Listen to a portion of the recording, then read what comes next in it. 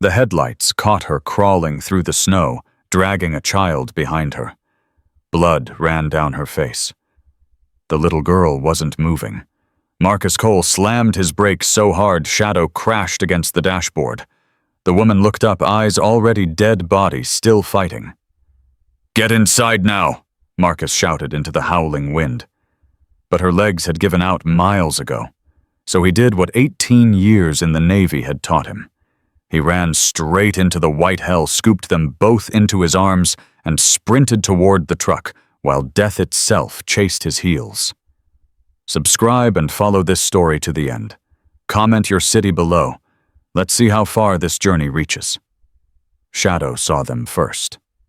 The German Shepherd went rigid in the passenger seat, ears flat, amber eyes locked on something beyond the windshield. A low warning built in his throat. Marcus took his foot off the gas. "What do you see, buddy?" Shadow pressed his nose against the glass. His breath came in rapid bursts. Marcus squinted through the chaos. Nothing but white on white on white.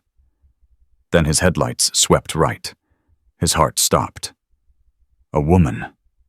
On her knees. Dragging herself forward with one arm, the other arm clutched something against her chest. A child. Marcus threw the truck into park and was out before he finished thinking. The cold hit him like a physical blow. Didn't matter. He'd trained in worse. Shadow landed beside him, already cutting a path through the drifts. "Ma'am," his voice tore against the wind. "Can you hear me?" Her head came up slowly. Too slowly. Blood covered half her face, a gash across her forehead, frozen tears on her cheeks, lips the color of a bruise. But her eyes were the worst part. They were the eyes of someone who had already accepted death and was just waiting for her body to catch up. "Please." The word came out broken. "My daughter.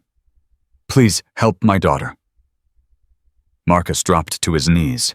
The child in her arms was maybe 7 years old, wrapped in a coat that was nowhere near warm enough, completely still, not shivering. That was bad. That was very bad. He pressed 2 fingers to the girl's neck, found a pulse, weak, thready. But there. "She's alive. What's her name?" "Lily." The mother's voice cracked. "She's 7. Please, God, please help her." "I'm going to help both of you. What's your name?" "Sarah. Sarah Mitchell." "Okay, Sarah. I need you to listen to me. My cabin is less than a mile from here. I can get you both warm, but I need you to stay awake. Can you do that?" She nodded, tried to stand. Her legs buckled like wet paper. Marcus caught her before she hit the snow. "Get inside now," he commanded. "I can't." Sarah's voice was a whisper. "My legs. I can't feel them anymore." No time to think, no time to plan. Marcus shifted Lily to his left arm and got his right arm under Sarah's shoulders. "Shadow. Home. Now." The dog took off, cutting a path through the chest-high drifts. Marcus followed, carrying 2 lives through a storm that wanted them dead. Sarah tried to help, tried to move her feet, but her body had nothing left. "I'm sorry." She was crying, tears freezing the moment they left her eyes. "I'm so sorry. This is all my fault." "Save your breath. You don't understand. They're coming. They're going to find us." Something cold slid down Marcus's spine that had nothing to do with the weather. "Who's coming?" "Her grandparents, my husband's parents." Sarah's voice broke. "They're going to take her. I can't let them take her." "Nobody's taking anybody tonight. Right now we survive. Everything else comes later." The cabin materialized from the white like a hallucination becoming real. Marcus kicked the door open, carried them both inside, laid Lily on the couch nearest the fire. "Shadow. Guard." The dog positioned himself at the door without hesitation. Marcus worked fast. Stripped Lily's wet clothes. Wrapped her in every blanket he could find. "Come on, sweetheart," he murmured. "Stay with me." He grabbed warm water and soaked towels, wrapped them around her core, her neck, her armpits.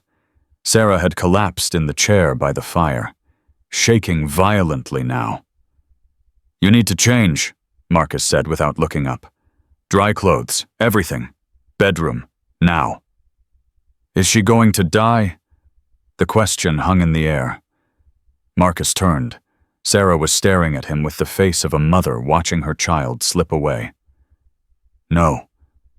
He said it with more certainty than he felt. "Not tonight. Not on my watch." Sarah stumbled toward the bedroom. Marcus turned back to Lily. Her breathing was shallow. Rapid. Wrong. Shadow moved without being told. The dog left his post and lay down along the length of the couch, pressing his warm body against Lily's side. Marcus had seen him do this before.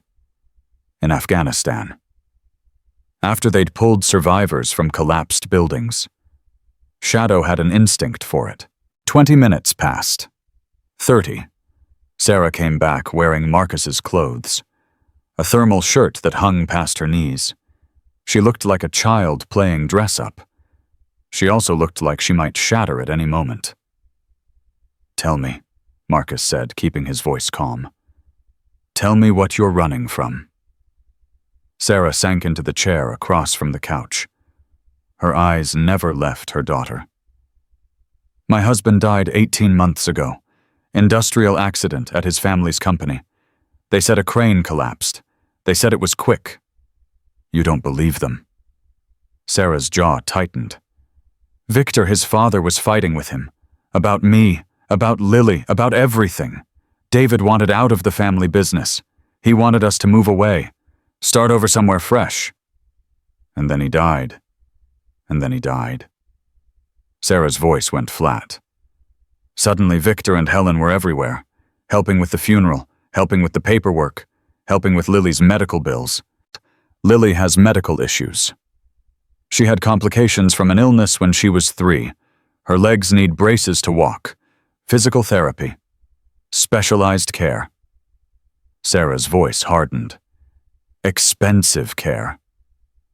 And the grandparents were paying for it. They were controlling it. Everything went through them. Every doctor's appointment, every therapy session, every single decision. She pressed her palms against her eyes. "I was drowning. I was so grateful for the help that I didn't see what they were doing." "What were they doing?" "Building a case." The words came out bitter. 6 months ago, they presented me with guardianship papers. Said it was just for medical decisions, just in case something happened to me. I signed them. Marcus felt his stomach drop. "You signed over guardianship?" "I didn't know. I didn't understand what I was signing." Sarah's voice cracked. 3 months ago, they took control of everything. Lily's disability benefits, David's life insurance, her medical trust, all of it. And then, a month ago, they came to my apartment with lawyers, told me I was unfit, told me Lily would be better off with them. Sarah's hands were shaking.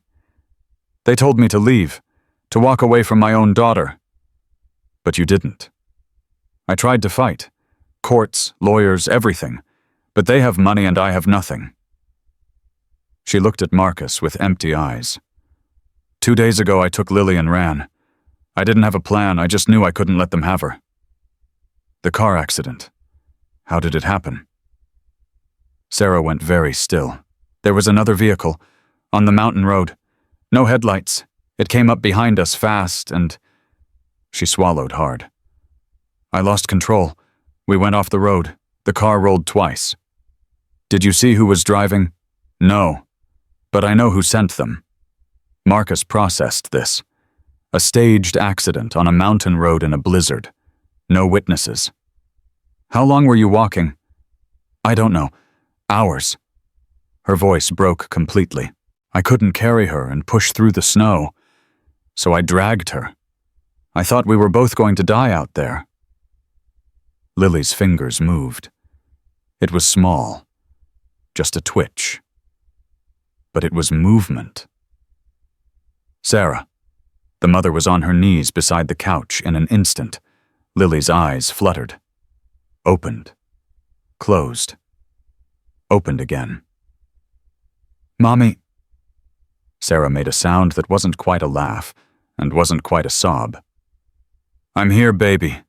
I'm right here." Lily's gaze drifted. Found Shadow. The dog's tail gave one slow sweep. "Doggy," Lily whispered. "His name is Shadow," Marcus said softly. "He's been keeping you warm." Lily's hand emerged from the blankets. Small, pale, still trembling. She reached for Shadow's fur. The dog held perfectly still. Let her fingers sink into his coat. "Warm," Lily said. And then so quietly Marcus almost missed it. Safe. Something cracked open in Marcus's chest. Something he'd been keeping locked down for years. He turned away. Checked the fire. Added another log. Sarah was crying again. But these were different tears. Relief. Gratitude. "How did you find us?" she asked. "Out there, in that storm. How did you know?" "I didn't." Marcus kept his back to her. "Shadow did. The dog, he's trained to detect people in distress. Military working dog. 4 tours in Afghanistan. He doesn't miss much." "You're military." "Was, Navy. I got out 6 weeks ago." "What are you doing here in the middle of nowhere?" Marcus finally turned around. "Passing through, that's all." "To where?" "Hadn't decided yet." Sarah processed this. "So you were just driving through a blizzard, alone, with your dog, going nowhere?" "Something like that." She didn't push. "What happened to you?" Marcus asked instead. "The car, where did it go off the road?" "About 2 miles back, maybe 3, I don't know. It felt like forever." And Lily's braces. She had leg braces. Sarah's face crumpled. "I lost them. When the car rolled, I couldn't find them in the dark. I tried. I looked everywhere. But the snow was so deep, and Lily was so cold." "We'll figure it out. Right now we focus on keeping her warm." An hour passed. The storm raged outside. Inside, the fire crackled. Marcus monitored Lily's temperature, her pulse, her breathing. She was stable, warming up, going to make it. Sarah sat motionless eyes, never leaving her daughter's face. Then Shadow's ears pricked forward. The dog lifted his head, body tensing. Marcus was on his feet in an instant.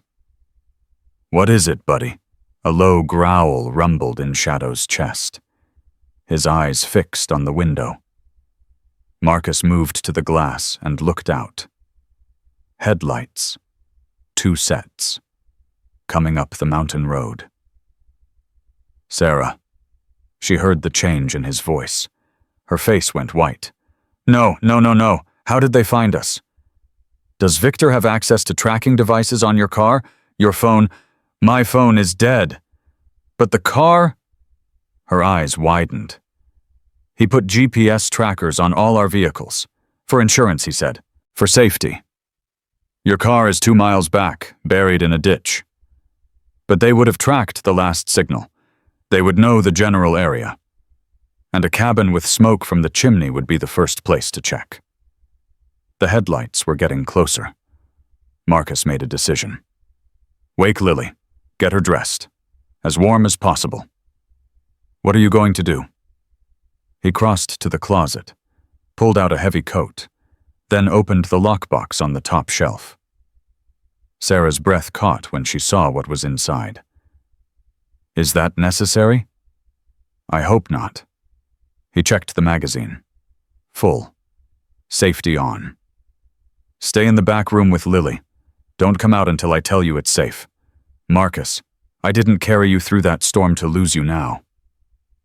He met her eyes, held them. Trust me. Sarah nodded once. Then she went to wake her daughter. Marcus opened the door and stepped out into the cold. Shadow was beside him instantly. The headlights had stopped about 100 yards out. 2 vehicles. Engines idling. Waiting. Marcus walked toward them. 50 yards. 40. 30. A door opened on the first vehicle. A man stepped out. Tall. Silver hair. Expensive coat. Are you Marcus Cole? Marcus stopped walking. Depends who's asking. My name is Victor Garrison. The man's voice was smooth, practiced. I believe you have my granddaughter. I have a hypothermic child who almost died in a blizzard. Her mother's with her. Her mother is unstable, dangerous. She kidnapped that child 2 days ago. Funny. The child looked pretty happy being kidnapped. Victor's expression didn't change. I have legal documents. I have custody.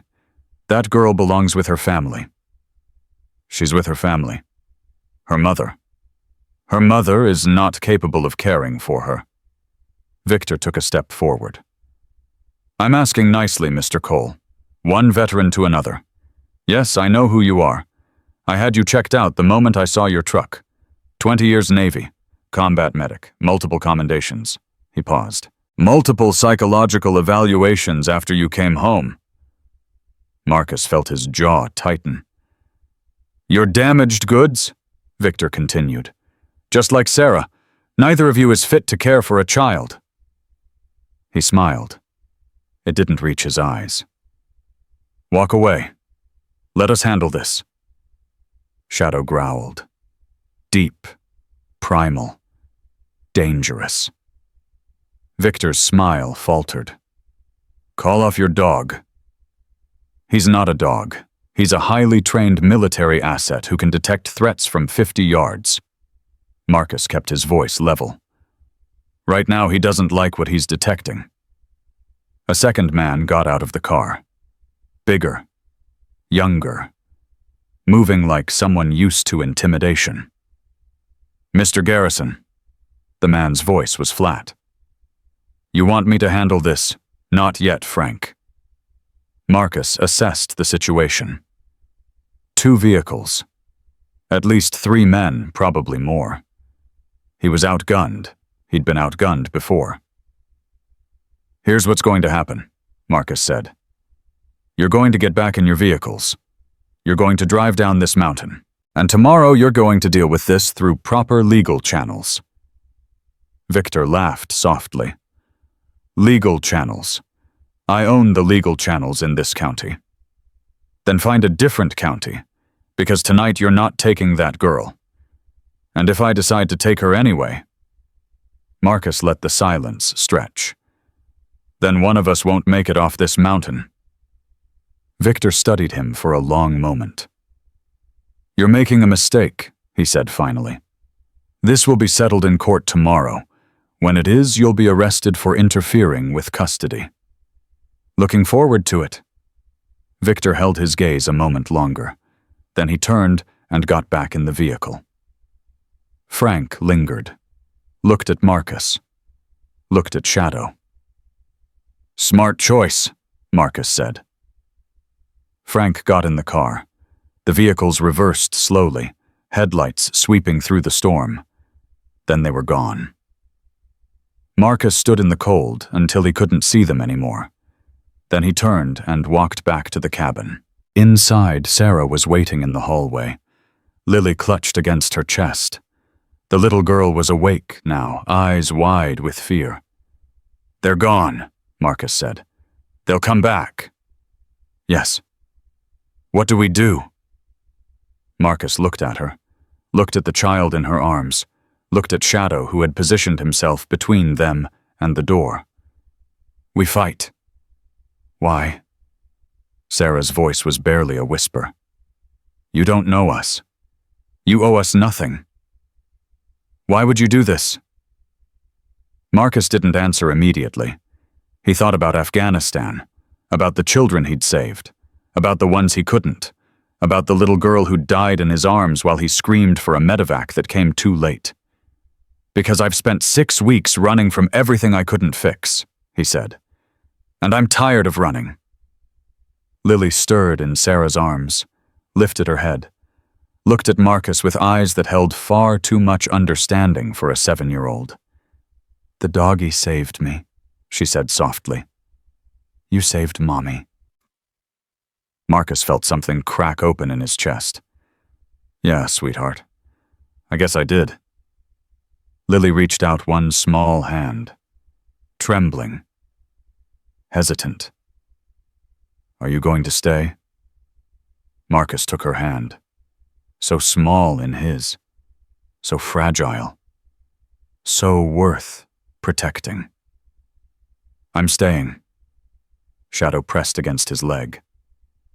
Outside, the storm raged on, but inside something had shifted. Something that felt like the beginning of a war. The night crawled by in fragments of sleep and vigilance. Marcus sat in the chair by the window, his pistol on his lap, his eyes never fully closing. Every sound made him tense. Every gust of wind against the cabin walls brought his hand to the weapon. Shadow lay between him and the bedroom door, ears rotating at intervals, tracking sounds no human could hear. At 3 a.m, Lily cried out. Marcus was on his feet before the sound finished. Sarah's footsteps pounded across the floor. He reached the bedroom doorway and stopped. Lily was thrashing in the bed, tangled in blankets, her face twisted with terror. "No! Don't take me! Mommy! Mommy!" Sarah gathered her daughter into her arms. "I'm here, baby. I'm here. You're safe." "They're coming. Grandpa said he would take me away forever. He said I'd never see you again." Marcus felt his jaw tighten. Sarah rocked her daughter, tears streaming down her own face. "He lied, baby. He lied. I'm never letting you go. Promise. I promise. I promise. I promise." Lily's sobs gradually quieted. Her grip on her mother's shirt never loosened. Marcus stepped back from the doorway. He returned to his chair by the window and stared out at the darkness. Shadow padded over and sat beside him. The dog's head rested against Marcus's knee. "I know, buddy," Marcus murmured. "I know." An hour later, Sarah emerged from the bedroom. Her eyes were red. Her face was pale. "She's asleep," she said quietly. "Finally. Nightmares. Every night since we left. Sometimes 2 or 3 times." Sarah sank into the chair across from him. She used to sleep through the night, used to laugh all the time, used to dance around the kitchen while I made breakfast. "What changed?" "Victor." Sarah's voice hardened. "After David died, Victor started working on her. Little comments, little suggestions. Mommy seems tired, doesn't she? Wouldn't you like to stay at Grandpa's house where there are toys? Mommy can't afford nice things like we can." He was poisoning her against you. Slowly, carefully, the way he does everything. Sarah pulled her knees up to her chest. When I finally realized what was happening, Lily was already afraid to tell me things. Afraid that if she loved me too much, Grandpa would be angry. That's abuse. Try proving it. Victor knows exactly what to say, exactly how to say it. He's a businessman. He's been manipulating people his entire life. She laughed bitterly. His own son tried to get away from him. Look how that ended.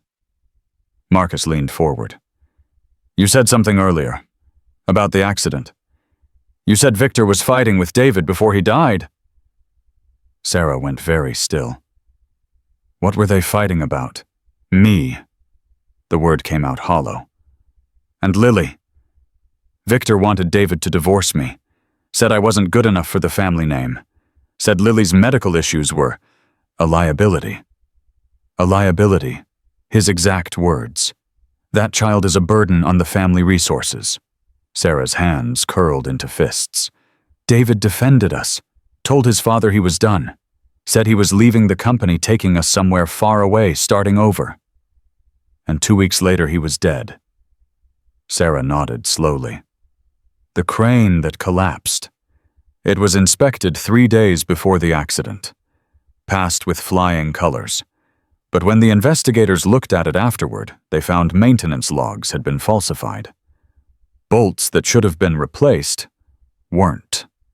Safety protocols that should have been followed weren't. Did anyone investigate Victor? Victor owns the company. Victor's lawyers handled the investigation. Victor's money made sure the right people asked the wrong questions. Sarah's voice dropped.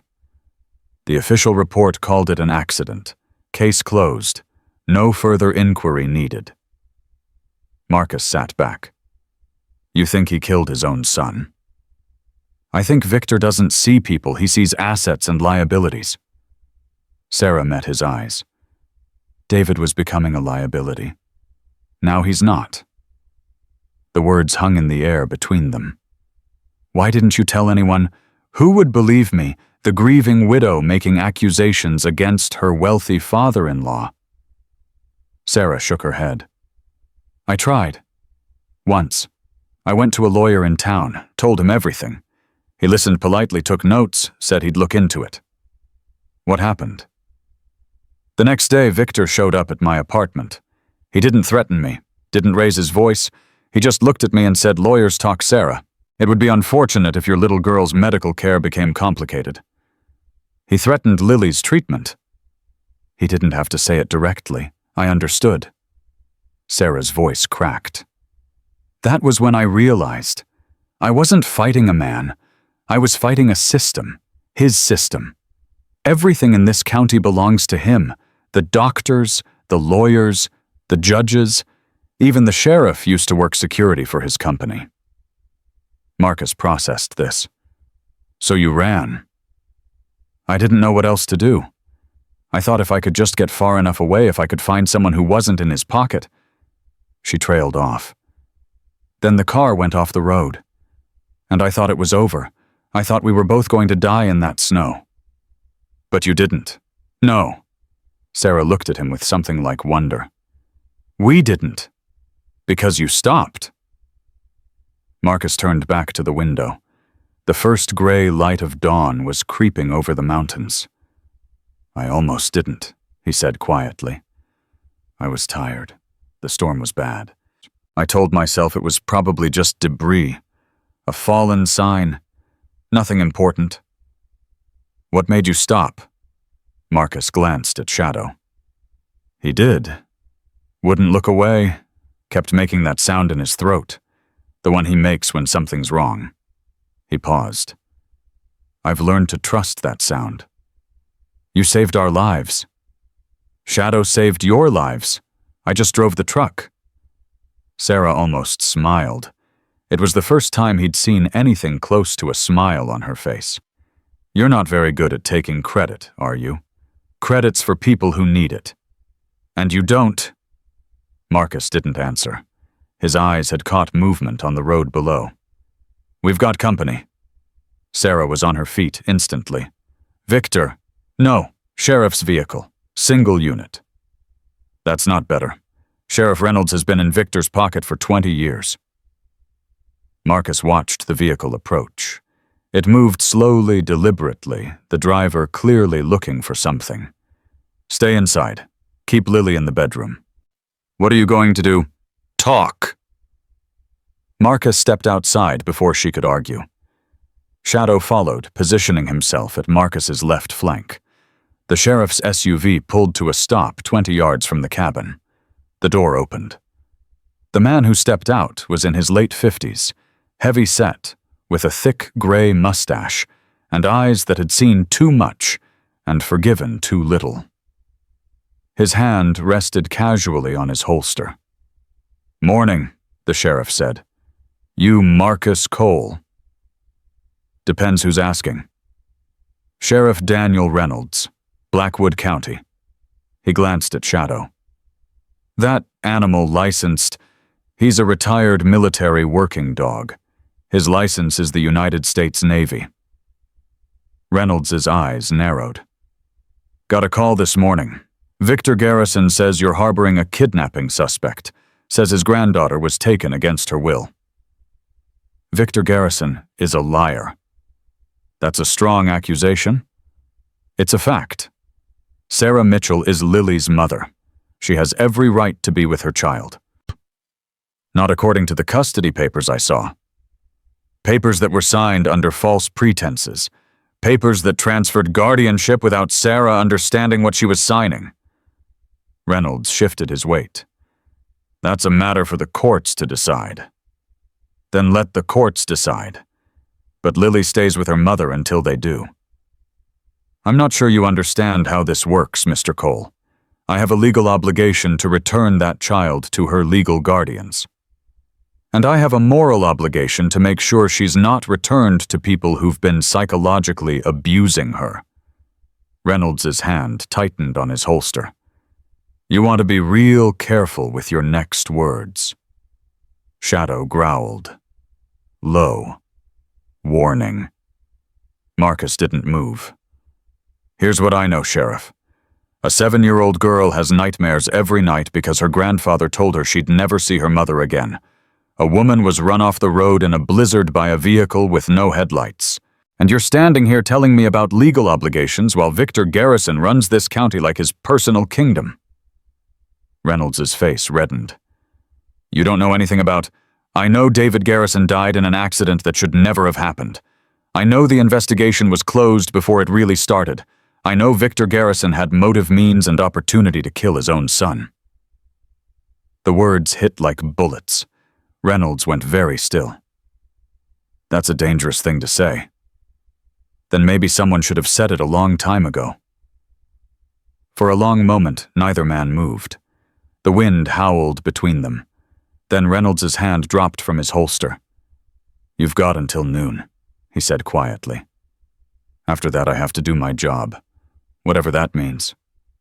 "That sounds like a warning." "That sounds like a man telling you to find a good lawyer before Victor Garrison buries you both." Reynolds turned back toward his vehicle. Then he stopped. "For what it's worth, I've got a granddaughter, too. 7 years old. Loves to dance." He got in the SUV and drove away. Marcus watched until the vehicle disappeared. Then he went back inside. Sarah was standing in the middle of the room, her face pale. "I heard everything." "Then you know we have until noon. We need to run. We need to get out of here before—" "No." Marcus shook his head. "Running is what Victor expects. He's got resources. He's got reach. He'll find you. Maybe not today. Maybe not tomorrow, but eventually." "Then what do we do?" Marcus looked at her. "We stop running. We start fighting." "How you heard what I said. He owns this county. He owns the courts. He owns everything." "He doesn't own me. He doesn't own the evidence of what he's done." Marcus crossed to a desk in the corner and pulled out a laptop. "I have contacts. People who specialize in exposing exactly this kind of corruption. Former JAG officers, investigative journalists, federal prosecutors who don't give a damn about county politics." Sarah stared at him. "You've done this before." "Not exactly, but I've seen it done. Seen people who thought they were untouchable learn otherwise." He opened the laptop. "The trick is finding the right leverage, the right evidence. Something Victor can't buy his way out of." "I have something." Marcus looked up. Sarah's voice was shaking. "David's laptop. I have it. He gave it to me 3 days before he died. Told me to hide it somewhere safe. Told me not to look at it unless something happened to him."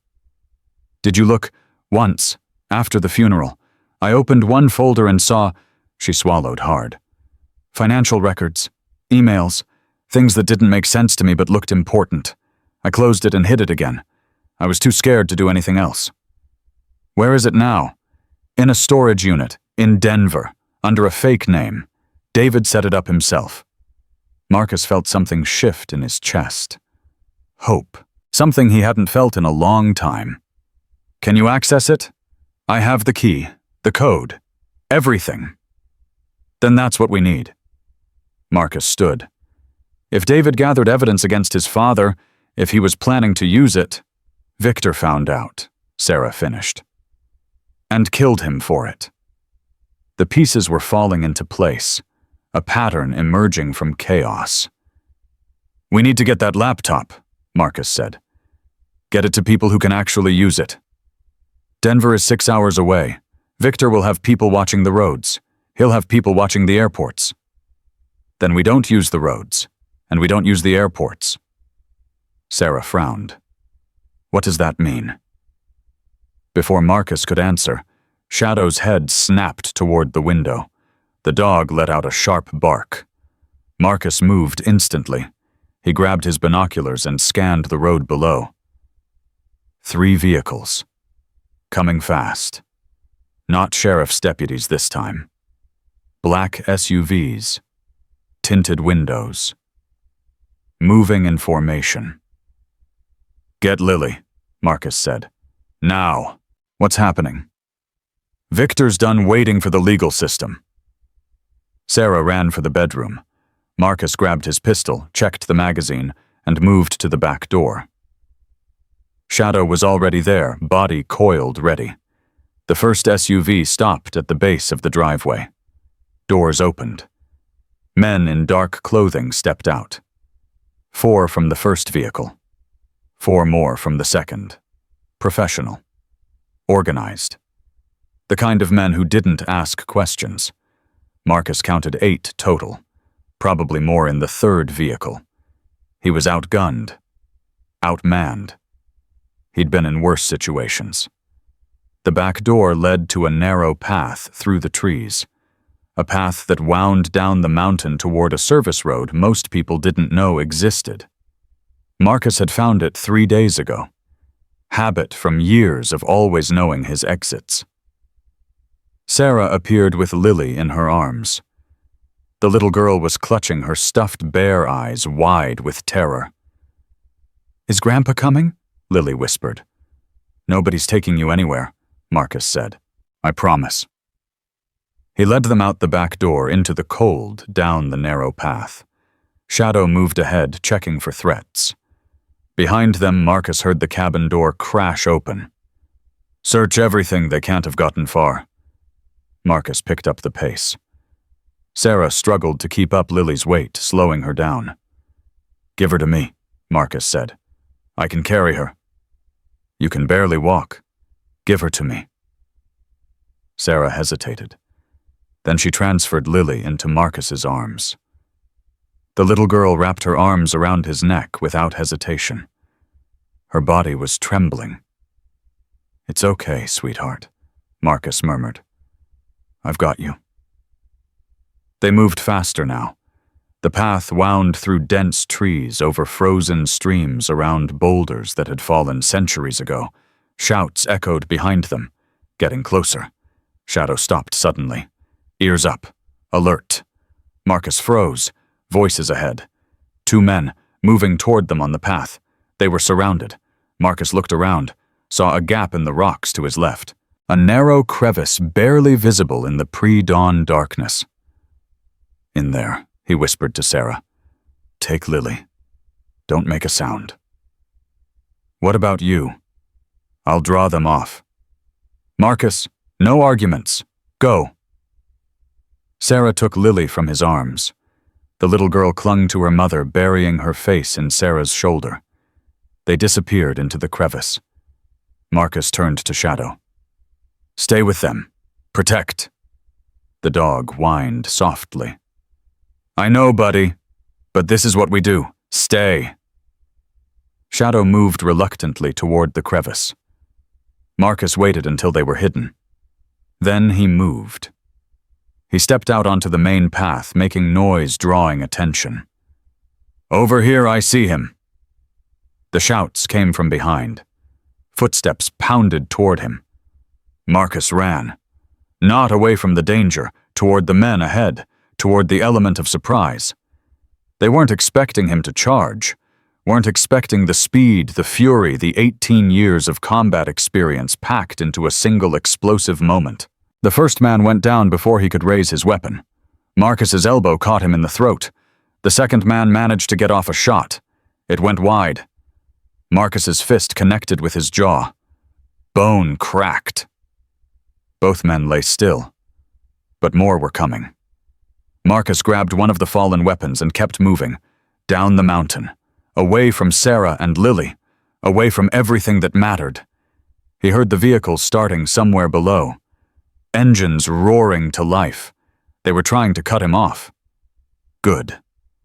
The more focused on him, the less focused on the crevice in the rocks where a mother and daughter huddled in the darkness.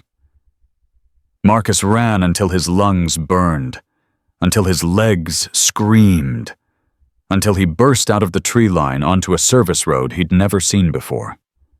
A vehicle was waiting there, not one of Victor's black SUVs. An old pickup truck, rusted, weathered. A woman stood beside it, late 50s, gray hair, sharp eyes. "Get in," she said. "Who are you?" "Someone who's been waiting 20 years to see Victor Garrison fall." She opened the driver's door. "Now get in the truck before his men find you." Marcus hesitated. From behind him came the sound of pursuit, getting closer. He got in the truck. The woman floored it. As they sped down the mountain road, she glanced at him. "My name is Margaret," she said, "and I think it's time someone told you the truth about David Garrison's death." The truck tore down the mountain road at a speed that made Marcus grip the door handle. Margaret drove like someone who knew these roads in the dark. Every curve anticipated. Every turn calculated. "Who are you?" Marcus demanded. "I told you, Margaret." "That's not what I asked." Margaret's jaw tightened. "I was David Garrison's assistant. 23 years. I watched that boy grow up. I watched his father destroy him. You worked for Victor. I worked for the company. There's a difference." She took a sharp turn without slowing. When David died, Victor cleaned house. Anyone who was loyal to his son got pushed out. I was first on the list. Why? Because David trusted me. Because he told me things he shouldn't have. Margaret's voice dropped.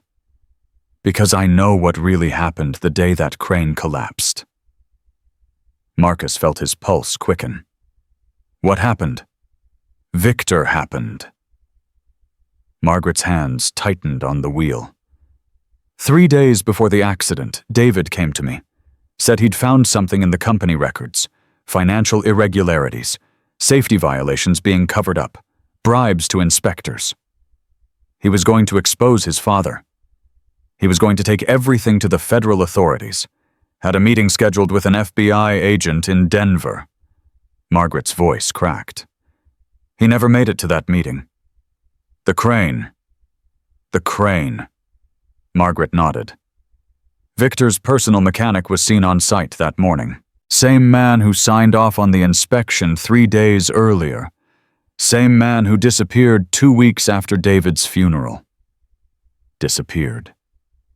Car accident, single vehicle, remote highway, no witnesses. Margaret glanced at him. Sound familiar? Marcus thought of Sarah's car rolling off the mountain road. Victor's cleaning up loose ends. Victor's been cleaning up loose ends for 30 years. Anyone who gets too close, anyone who asks the wrong questions, anyone who threatens his control. Margaret's eyes were hard. David was his own son, and Victor killed him without hesitation. What do you think he'll do to Sarah, to that little girl? The weight of the situation pressed down on Marcus. I left them on the mountain, Sarah and Lily. They're hiding in a crevice near the service road. I know. I've been watching your cabin for 2 days.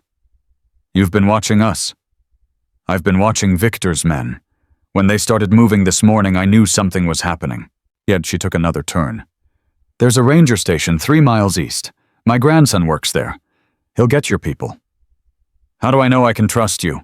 Margaret laughed bitterly. You don't. But right now I'm the only friend you've got. They drove in silence for a moment. The sun was beginning to rise, painting the sky in shades of red and gold. Sarah mentioned a laptop, Marcus said. David gave it to her before he died. Margaret's head snapped toward him. She has David's laptop. In a storage unit, Denver, under a fake name. My God, Margaret's voice was barely a whisper. I thought it was destroyed. I thought Victor found it and destroyed everything. What's on it? Everything. Every dirty deal Victor ever made, every bribe, every covered-up accident, every body buried in unmarked graves. Margaret's hands were shaking now.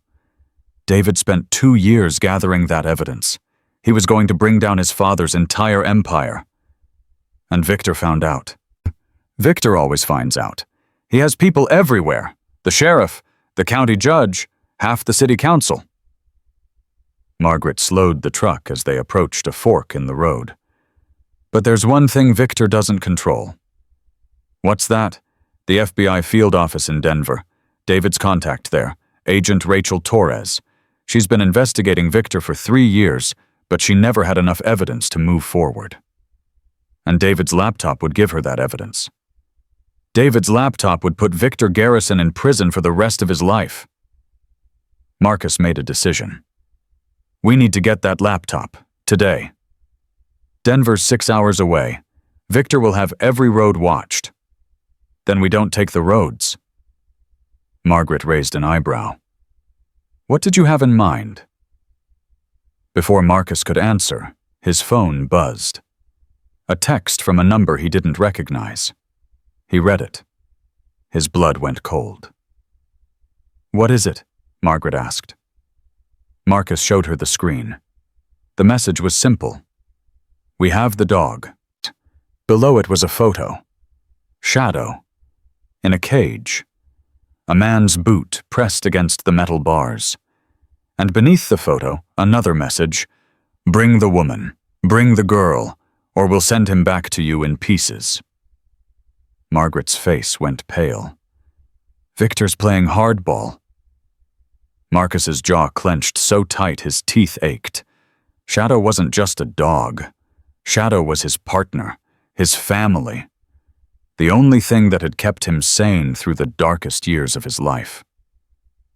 Turn around, he said. What? Turn the truck around. Now. If you go back there, you'll be walking into a trap. I know. They'll kill you. Maybe. Marcus's voice was flat. But they won't kill Shadow. Not as long as I'm coming. Margaret stared at him. You're willing to die for a dog. I'm willing to die for the only friend who never left me. Marcus met her eyes. Shadow saved my life in Afghanistan. Twice. He's saved Sarah and Lily. He's saved more people than I can count. His voice cracked. I'm not leaving him. Margaret was silent for a long moment. Then she pulled the truck to the side of the road. There's another way, she said quietly. What do you mean? Victor wants Sarah and Lily. He wants that laptop. He wants to tie up every loose end. Margaret turned to face him fully. But there's something he wants more than any of that. What? Me? Marcus frowned. I was David's assistant for 23 years. I know things. Things David didn't even put on that laptop. Things Victor would kill to keep buried. Margaret's voice was steady now. I've been hiding for 18 months, moving from town to town, never staying anywhere too long. Victor's been hunting me almost as hard as he's been hunting Sarah. You want to trade yourself for Shadow. I want to end this. Margaret's eyes burned with something that looked like decades of suppressed rage. I'm 63 years old. I've spent 18 months looking over my shoulder, waiting for Victor's men to find me. I'm tired. I'm done running. He'll kill you. Maybe. But not before he tries to find out what I know. Not before he tries to figure out who I've talked to. She leaned forward. That's time. Time for you to get Sarah and Lily to Denver. Time to get that laptop to Agent Torres. I can't let you sacrifice yourself. It's not your choice. Margaret's voice was sharp. I failed, David. I knew something was wrong and I didn't say anything. I could have warned him. I could have gone to the authorities. Instead, I kept quiet because I was scared. That's not... Let me finish. Her hands gripped the steering wheel. A good man died because I was a coward. His wife has been terrorized. His daughter has nightmares every night. And I did nothing. Tears were forming in her eyes. I can't undo the past, but I can give you a future. Marcus didn't know what to say. This woman, this stranger, was offering her life to save people she'd never met. There has to be another way, he said. There isn't. Not one that gets everyone out alive. Margaret wiped her eyes with the back of her hand. Now here's what we're going to do. I'm going to call Victor's people. Tell them I'll surrender in exchange for the dog. That'll buy you at least 2 hours while they verify it's really me. 2 hours isn't enough to get to Denver. No, but it's enough to get to the airfield in Cedar Junction. I have a friend there. Bush pilot. Owes me a favor. She pulled out a small notebook and scribbled something down. This is his name. Tell him Margaret sent you. Tell him it's time to pay up. Marcus took the paper. His mind was racing. What about Sarah and Lily? My grandson will have picked them up by now. The ranger station is safe. Victor's men won't think to look there.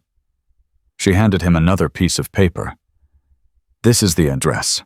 The storage unit in Denver. And this is Agent Torres's direct number. Call her the minute you have that laptop in your hands. Margaret, don't. Her voice was firm. Don't make this harder than it already is. She reached over and squeezed his arm. You saved a mother and child from freezing to death in a blizzard.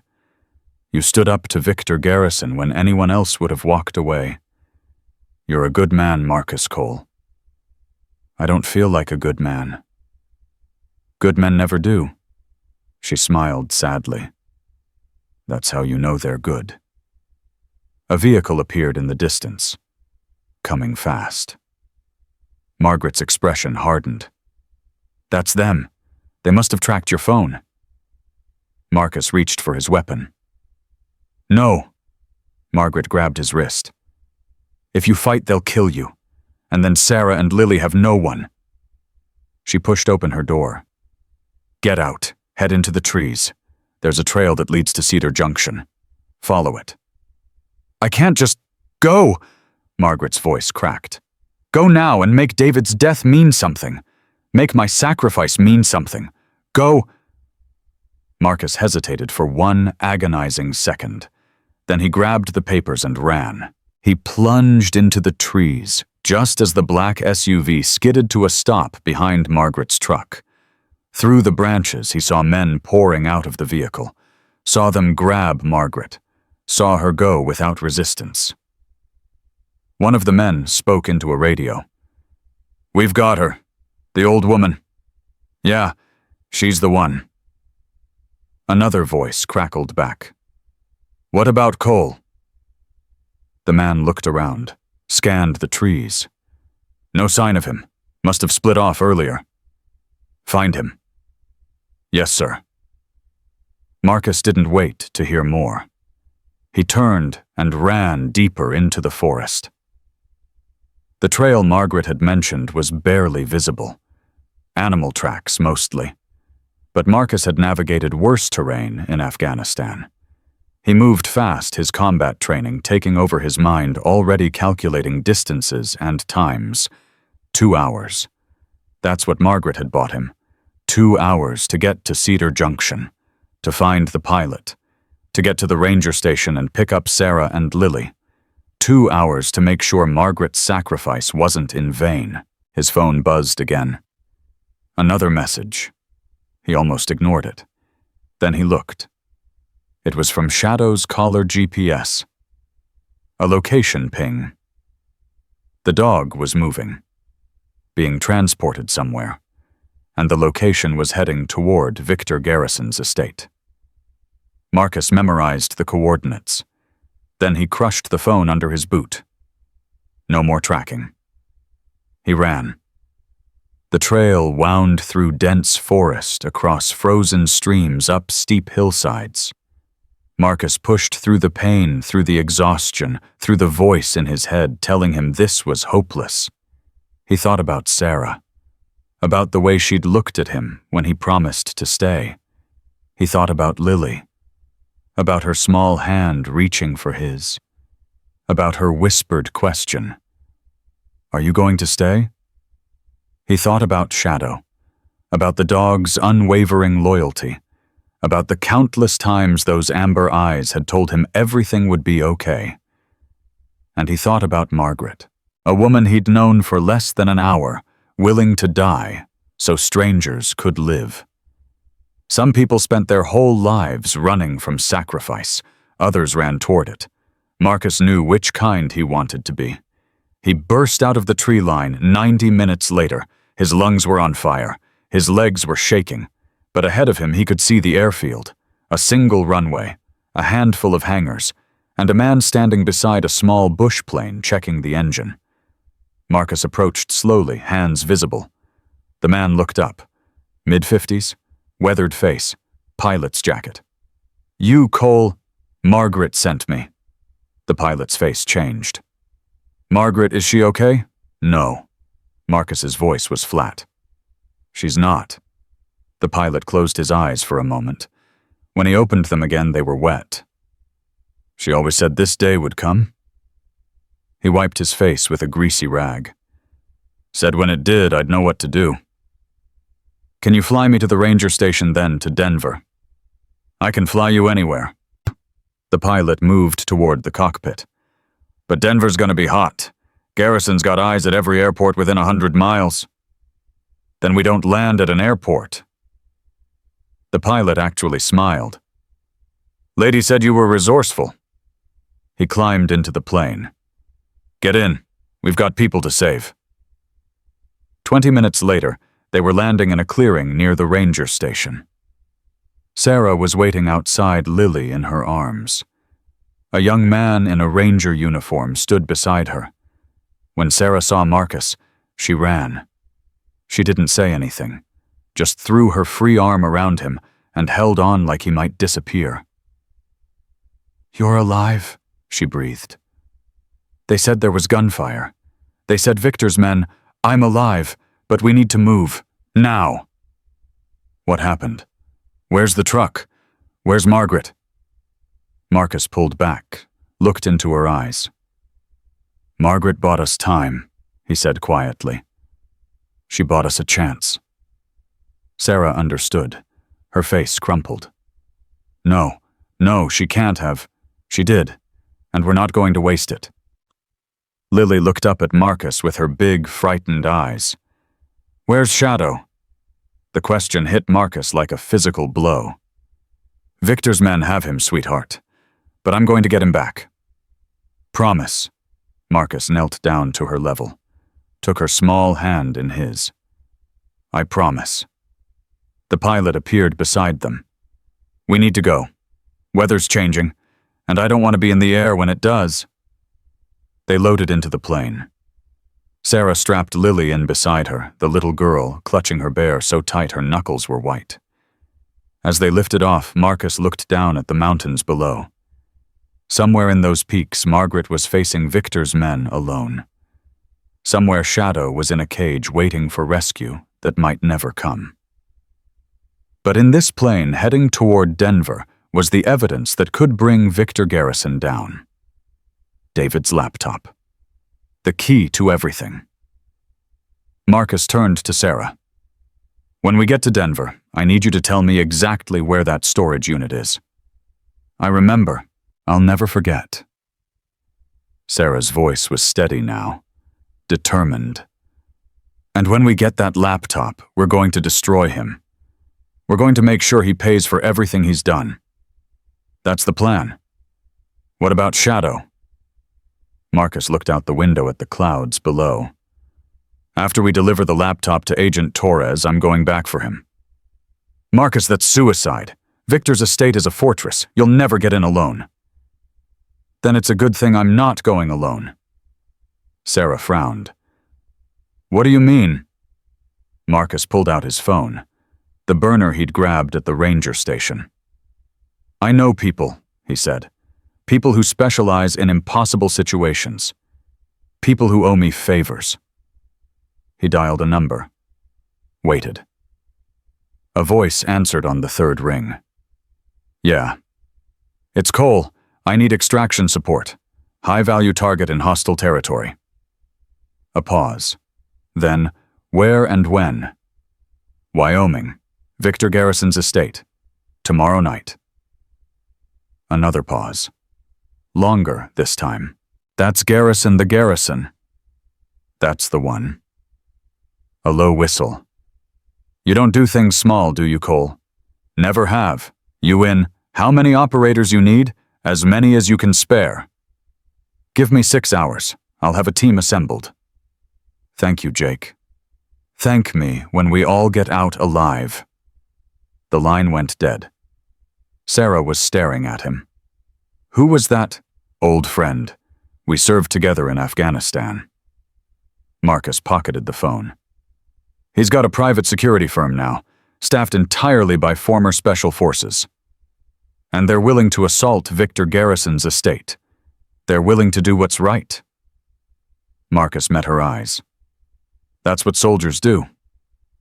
The plane banked toward Denver. Somewhere below, Margaret was buying them time with her life. Somewhere behind them, Shadow was waiting for rescue.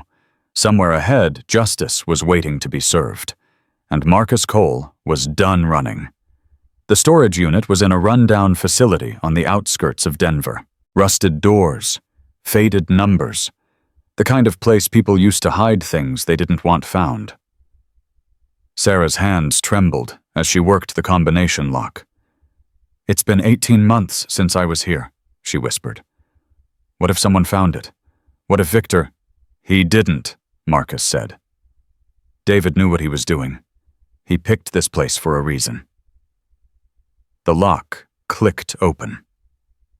Sarah pulled up the door. Inside the unit was nearly empty.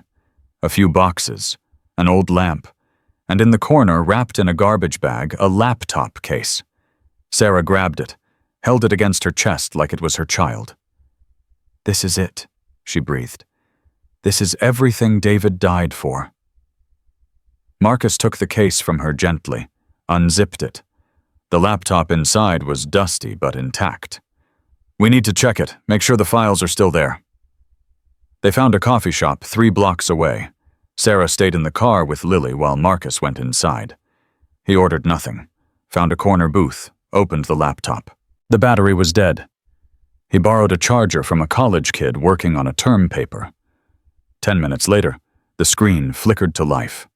Password protected. Marcus pulled out his phone and called Sarah. What's the password? I don't know. David never told me. Think. Anything he might have used. Dates, names, something meaningful. Sarah was quiet for a moment. Then, try Lily's birthday. Yok 3172017. Marcus typed it in. Access denied.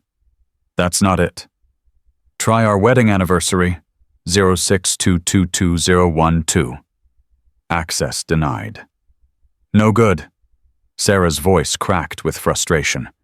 I don't know what else. Wait. Marcus stared at the screen. David was protecting this laptop from his father. He would have used something Victor would never guess. Something only you would know. Like what? Something private. Something between just the two of you. Silence on the line.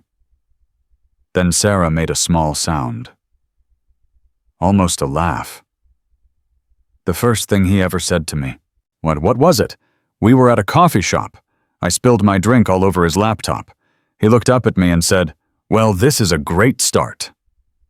Marcus typed, "Great start, access denied." He tried again, "A great start." The screen unlocked. Marcus exhaled. "We're in." The files were organized meticulously. Folders labeled by year, subfolders labeled by type, financial records, internal emails, photographs, video files. Marcus opened the first video. David Garrison's face filled the screen. He looked tired, haunted. But his voice was steady. "My name is David Michael Garrison. I'm recording this on March 12th, 2023. 3 days from now, I'm scheduled to meet with FBI agent Rachel Torres to deliver evidence of criminal activity at Garrison Industries." Marcus leaned closer. "If you're watching this, it means I didn't make it to that meeting. It means my father found out what I was doing, and it probably means I'm dead." The words hit like a punch to the chest. "Everything you need is on this laptop. Financial records showing systematic embezzlement from company accounts. Evidence of bribes paid to federal inspectors to overlook safety violations. Documentation of 3 workplace deaths that were covered up to avoid liability." David paused, swallowed hard. "And evidence that my father ordered the murder of 2 people who threatened to expose him. Their names were Michael Torres and Linda Chen. They were good people. They deserved better." Marcus felt his blood run cold. "I'm leaving this laptop with my wife, Sarah. If you're watching this, please protect her. Please protect my daughter. My father will stop at nothing to silence them." David's voice cracked. "I love them more than anything in this world, and I'm sorry. I'm so sorry I couldn't be there to protect them myself." The video ended. Marcus sat in silence for a long moment. Then he called Sarah again. "I found it. Everything. It's all here. Is it enough?" "It's enough to put Victor in prison for the rest of his life." Sarah made a sound that was half laugh, half sob. "David. My God, David. You did it." "He did it," Marcus agreed. "Now we need to finish it. Agent Torres. Where do we find her?" "Margaret gave me her number. She's expecting our call." Marcus dialed. The phone rang twice before a woman's voice answered. "Torres. Agent Torres, my name is Marcus Cole. I'm calling about Victor Garrison." Silence.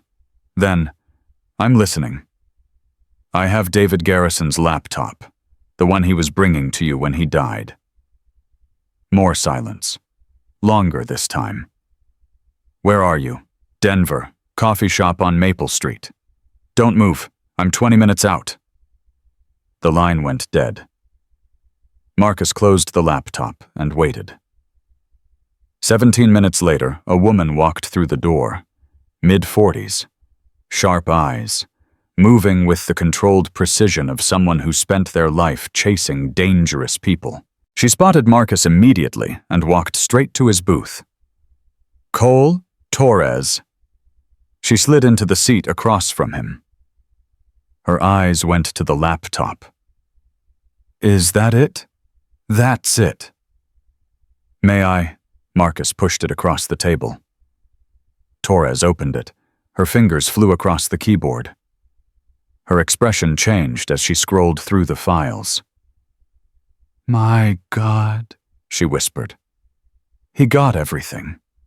Everything we could never prove." She looked up at Marcus. "Do you understand what this means? It means Victor Garrison is finished. It means more than that. This isn't just about Victor. These files show connections to organized crime, money laundering through shell companies, possible connections to 3 unsolved murders." Torres's voice was tight with barely controlled excitement. "This is the biggest case I've ever seen." "Then you can arrest him." I can do more than arrest him. I can dismantle his entire operation. Torres closed the laptop. But I need to verify these files. Run them through our forensics team. Build a case that will hold up in court. How long? 24 hours, maybe less if I push. Marcus shook his head. I don't have 24 hours. Victor has my dog. He's holding him hostage. Torres frowned.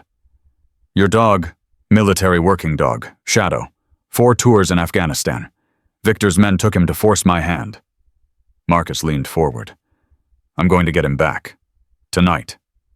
That's insane. Victor's estate is a fortress. Armed guards, security systems. You'll never make it out alive.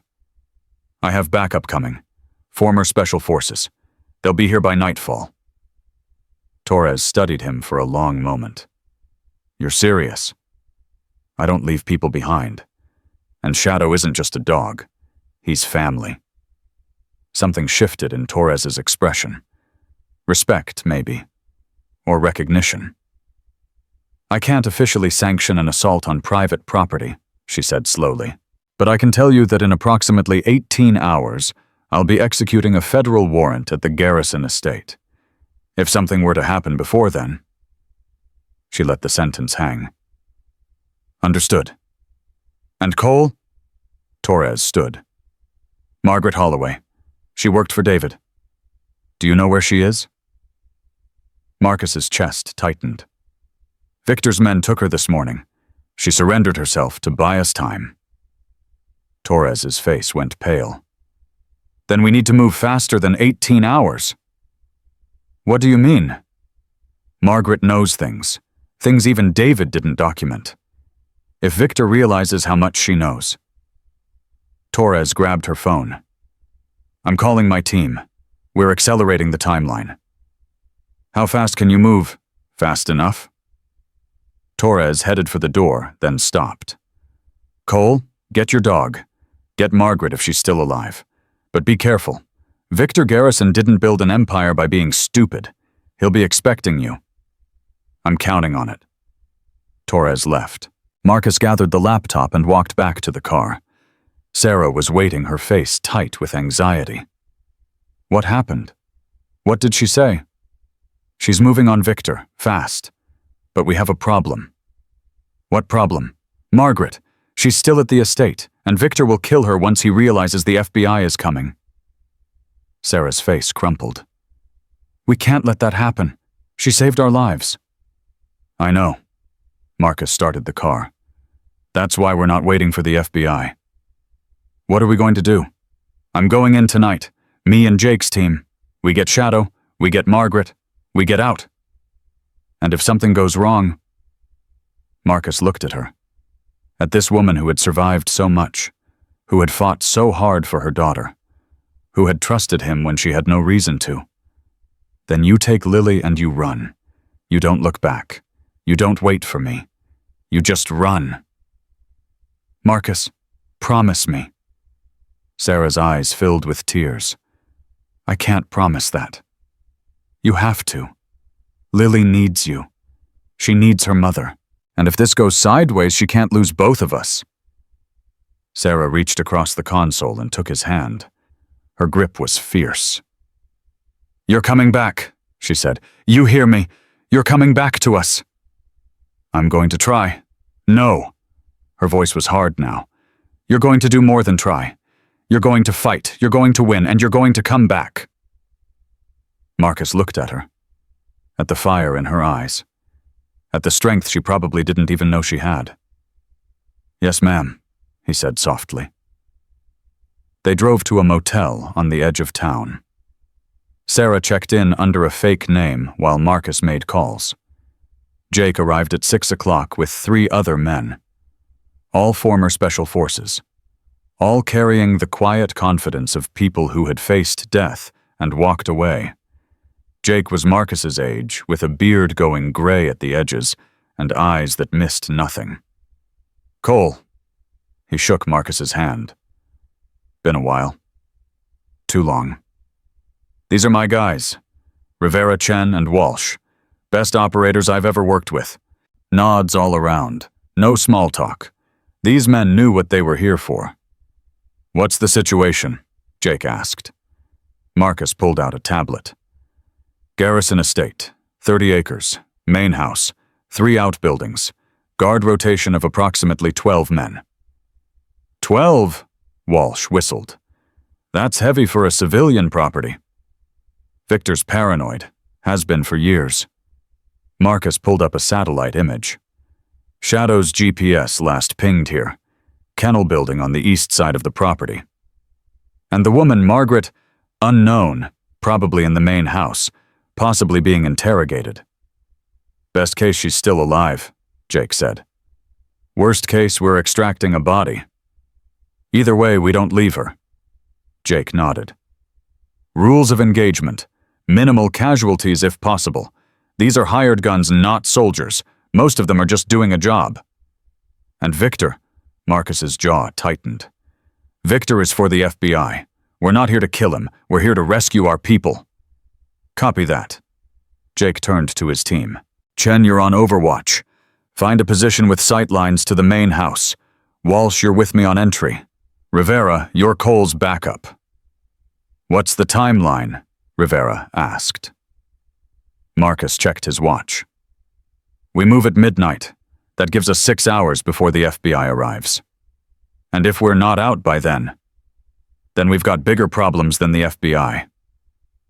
The men dispersed to prepare. Marcus walked back to the motel room where Sarah was waiting. She was sitting on the bed, Lily asleep beside her, clutching her stuffed bear. "Is it time?" Sarah asked. "Almost." "I want to come with you." "No." "Marcus, Lily needs you here, safe, protected." He sat down beside her. "Jake's leaving Walsh with you. Anyone comes through that door who isn't us, Walsh will handle them. I'm not afraid for myself. I'm afraid for you." "I know."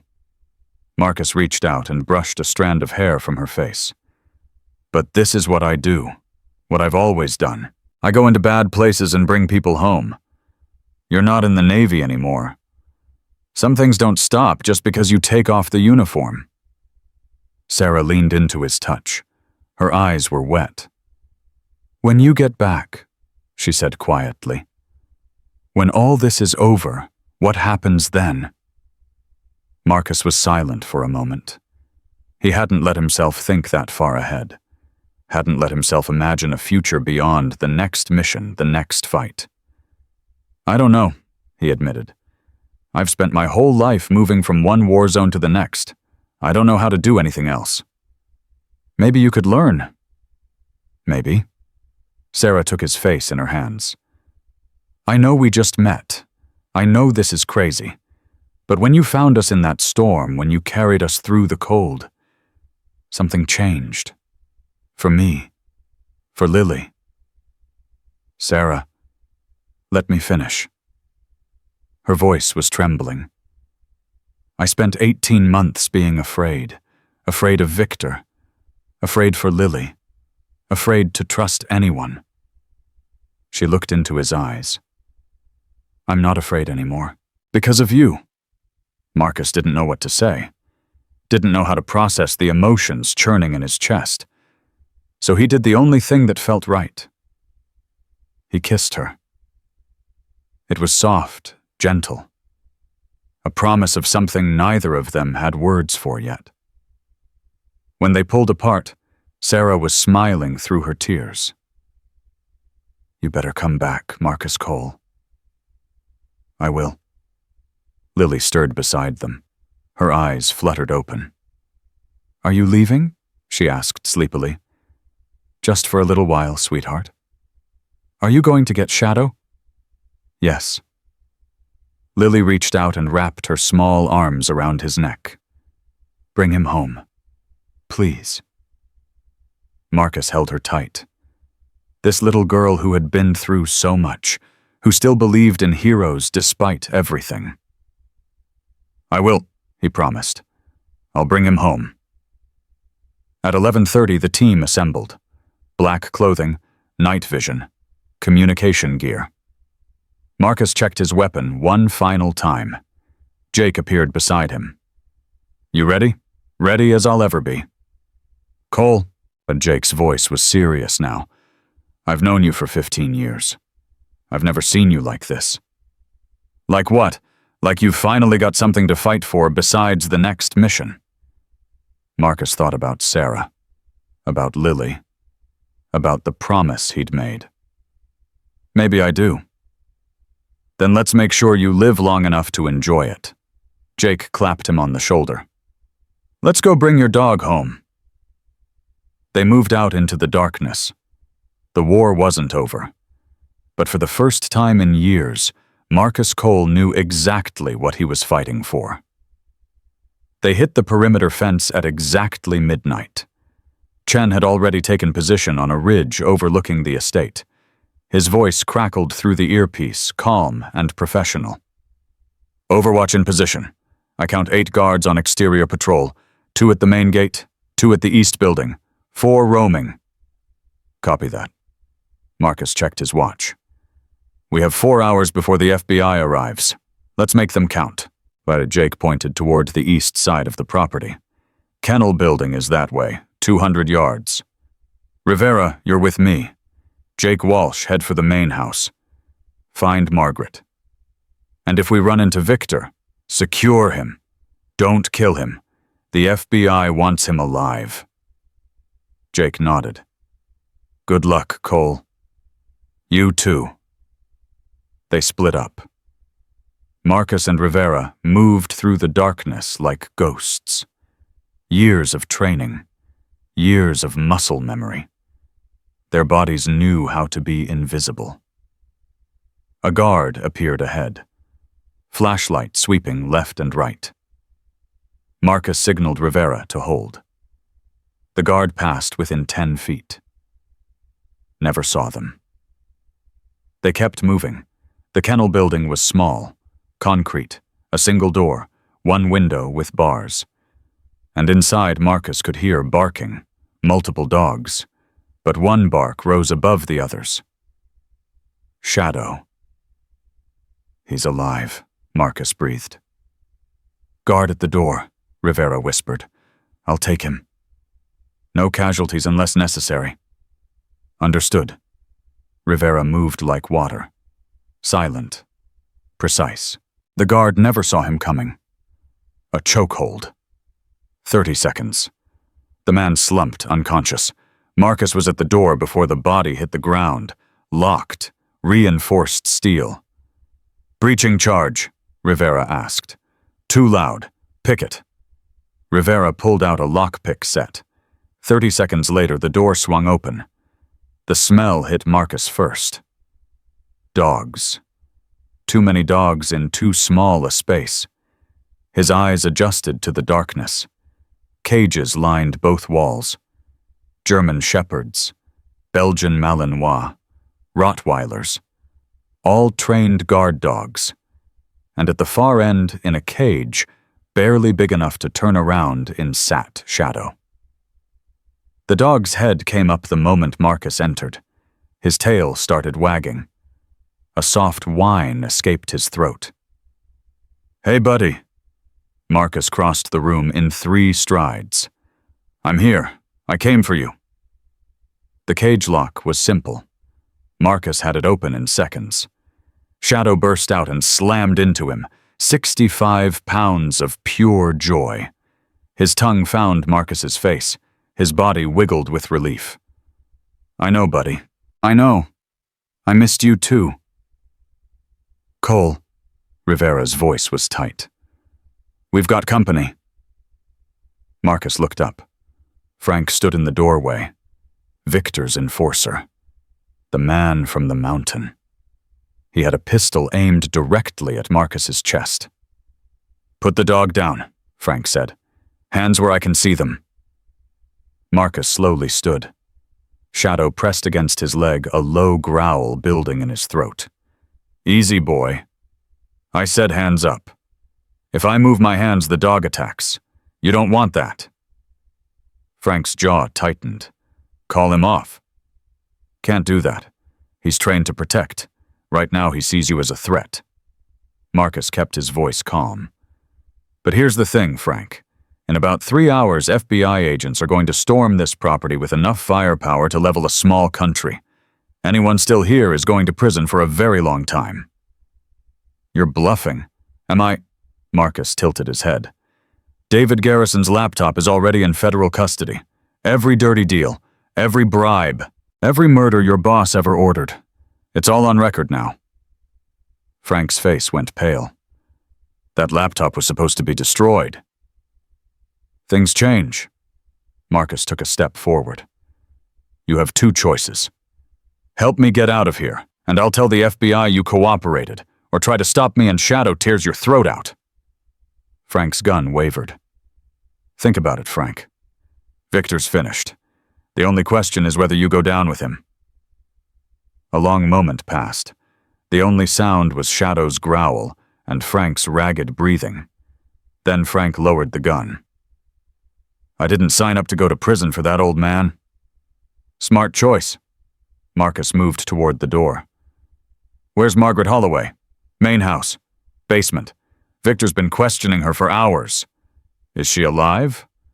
Last I checked, but Victor's getting impatient. If she doesn't talk soon. Marcus didn't wait to hear the rest. He was already running. Jake, you copy. Static. Then Jake's voice, copy. We're inside the main house. Ground floor clear. Margaret's in the basement. Victor's with her. On our way down. Marcus burst out of the kennel building with Shadow at his heels. Rivera fell in behind them. Gunfire erupted from the main house. Jake, status. Contact 2 guards in the stairwell. We're pinned down. Hold position. We're coming. Marcus ran harder. His lungs burned. His muscles screamed. None of it mattered. They hit the main house through a side entrance. Walsh had left it unlocked. Inside, chaos. Alarms blaring. Guards shouting. The sound of gunfire echoing off marble walls. Marcus followed the noise. Down a hallway. Through a kitchen. To a stairwell where Jake and Walsh were trading fire with 2 guards on the landing below. Cover me, Marcus shouted. Jake and Walsh opened up, driving the guards back. Marcus vaulted over the railing, dropped 10 feet, hit the ground rolling. The first guard turned. Too slow. Marcus's elbow caught him in the throat. The second guard raised his weapon. Shadow hit him like a missile. 70 pounds of fury. The gun went flying. Clear, Marcus called. Jake and Walsh thundered down the stairs. Which way? Jake demanded. A scream answered the question. Female. Coming from behind a steel door at the end of the corridor. Marcus didn't hesitate. He hit the door at full speed. It flew open. Victor Garrison stood in the center of a concrete room. Margaret Holloway was tied to a chair in front of him. Her face was bloody, her left eye swollen shut. But she was alive. And Victor had a gun pressed to her temple. Don't move, Victor said. His voice was calm. Too calm. One more step, and I paint the walls with her brains. Marcus froze. Jake and Walsh spread out behind him. Shadow crouched low, ready to spring. It's over, Victor, Marcus said. The FBI has David's laptop. They're on their way right now. Then I have nothing to lose, do I? Victor's smile was terrible. My son betrayed me. My employees betrayed me. My entire empire is crumbling, but I can still take something from you. She's not mine to take. No, but she's something you're willing to die for. I can see it in your eyes. Victor pressed the gun harder against Margaret's temple. You heroes are all the same. So predictable. Margaret's eyes met Marcus's. There was no fear in them, only resignation. Don't, she whispered. Don't give him anything. Let him kill me. I'm ready. Shut up, Victor snarled. I failed David once. I won't fail him again. Margaret's voice grew stronger. Everything I know is already with the FBI. Killing me accomplishes nothing. It accomplishes satisfaction. Victor's face twisted with rage. You were supposed to be loyal. You worked for my family for 23 years, and you chose my son over me. I chose decency over corruption. I chose truth over lies. Margaret actually smiled through her broken lips. David was twice the man you'll ever be, and you killed him for it. Victor's finger tightened on the trigger. Marcus moved. Not toward Victor. Toward Shadow. Shadow, Packen! The German shepherd launched himself across the room like a guided missile. Victor swung the gun toward the dog. Fired. Missed. Shadow hit him chest high. They went down together. The gun skittered across the floor. Marcus was on Victor before the man could recover. One punch. Two. Victor's head snapped back. That's for David. Another punch. That's for Margaret. Another. And that's for Sarah and Lily. Cole, Jake's voice cut through the red haze. That's enough. He's done. Marcus looked down. Victor Garrison lay unconscious, blood streaming from his nose and mouth. It wasn't enough. Would never be enough. But it was over. Get Margaret untied, Marcus ordered. His voice sounded strange, far away. Walsh cut the ropes. Margaret slumped forward, and Jake caught her. Can you walk? Jake asked. I can try. Margaret looked at Marcus. You came for me. You saved our lives. We don't forget that. I thought I was going to die here. Not today. Marcus helped her to her feet. Let's go. They moved back through the house, slower now. Margaret could barely stand, leaning heavily on Jake. Chen's voice crackled through the earpiece. Cole, you've got vehicles approaching. Multiple units, look like feds. Already. Marcus checked his watch. They still had 3 hours. Torres must have accelerated the timeline. Or someone called ahead. Marcus made a decision. Everyone out, now. We don't want to be here when the FBI rolls in. They made it to the perimeter fence just as the first FBI vehicles came screaming up the main drive, flashing lights, sirens, agents pouring out with weapons drawn. Marcus and his team melted into the darkness. An hour later, they were back at the motel. Sarah was standing in the doorway when Marcus pulled up. Her face was pale, her eyes red from crying. Then she saw Shadow. Her whole body sagged with relief. Marcus barely had time to open the car door before Lily came running. The little girl threw herself at Shadow, wrapping her arms around his neck, burying her face in his fur. You came back, she sobbed. You came back! You came back! Shadow's tail wagged so hard his whole body shook. He licked her face, her ears, her hair. Sarah crossed to Marcus. She didn't say anything, just wrapped her arms around him and held on. Is it over? She whispered. It's over. Marcus held her tight. Victor's in FBI custody. The evidence is in their hands. He's never hurting anyone again. And Margaret, she's going to the hospital, but she's alive. She's going to make it.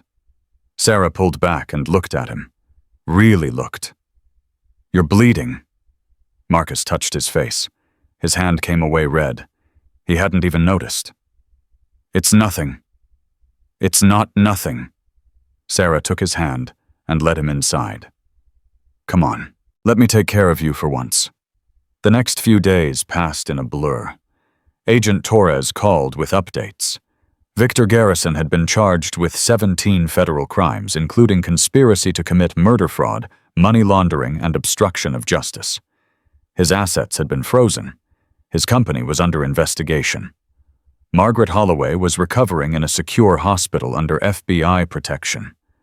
She would be a key witness in the trial. Sheriff Reynolds had been arrested for corruption. 3 of Victor's guards had cut deals in exchange for testimony, and David Garrison's name had been cleared. The FBI announced that his death was under investigation as a homicide.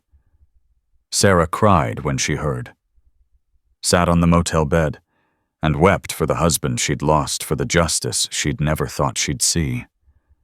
Lily held her mother's hand and didn't say a word. She understood in the way children sometimes understand things adults can't explain.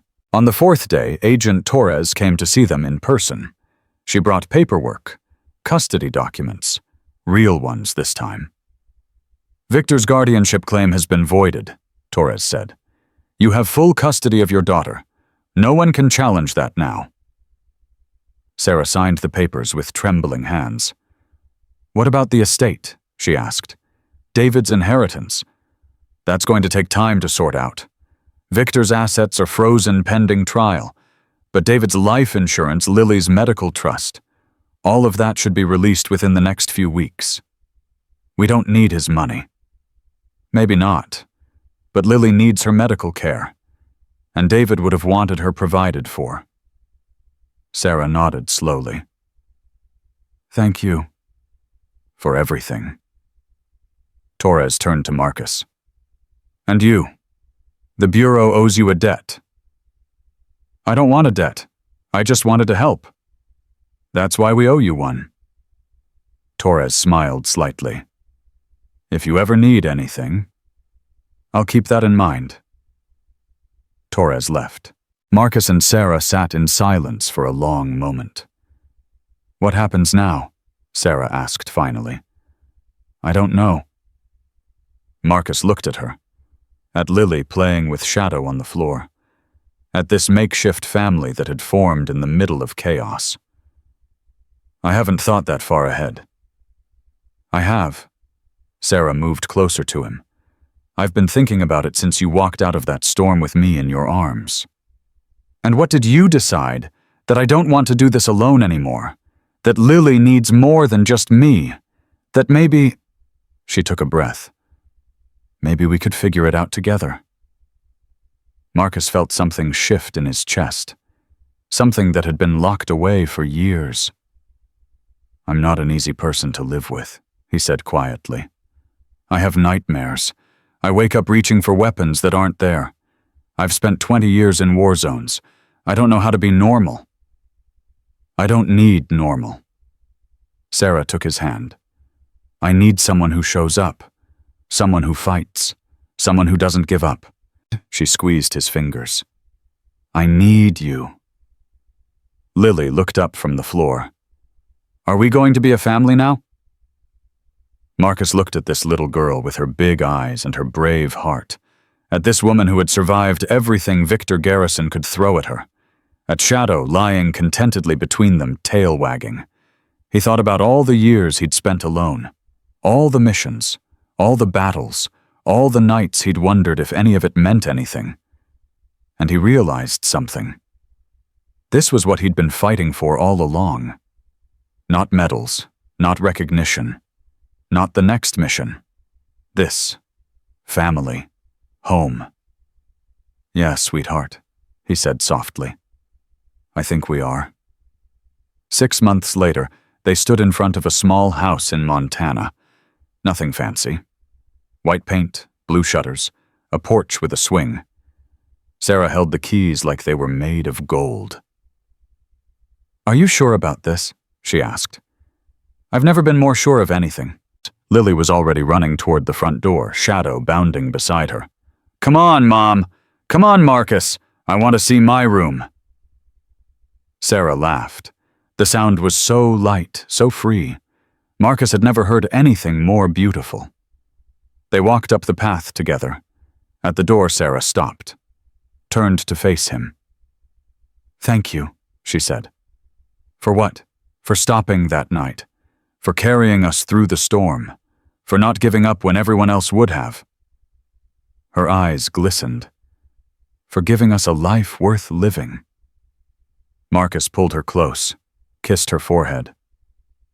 You saved me too, he said. I was just too stubborn to admit it. You're still stubborn, Yeah, but now I'm your stubborn. Sarah laughed again, pushed open the door. Inside, Lily was already exploring, her voice echoing off empty walls. Shadow's nails clicked on hardwood floors as he followed her from room to room. Marcus stood in the doorway and watched. His family. His home. His reason to keep fighting. That night, after Lily was asleep and Shadow was curled at the foot of her bed, Marcus sat on the porch and looked up at the stars. Sarah came out and sat beside him. She didn't say anything, just leaned her head against his shoulder. They stayed like that for a long time. The nightmares would still come. Marcus knew that. The war never really ended. Not completely. But now, when he woke up in the darkness, there would be someone beside him. Someone to remind him where he was. Someone to tell him he was safe. Someone to help him find his way back. In the distance, a coyote howled. Shadow's ears perked up. But he didn't move from Lily's side. Some things were worth protecting. Some battles were worth fighting. Some storms were worth walking through. And some people were worth everything. Marcus Cole had spent 20 years searching for a mission that mattered. He'd finally found it. Not in a war zone. Not in a classified operation. Not in the service of any flag or country. He'd found it on a frozen mountain road in a blizzard that should have killed them all. He'd found it in the eyes of a mother who refused to give up. In the arms of a little girl who asked him to stay. In the unwavering loyalty of a dog who never left his side. He'd found it in the simple act of stopping when the world told him to keep driving. And he would spend the rest of his life making sure it was worth the price. Every battle, every scar, every sleepless night. Worth it. All of it.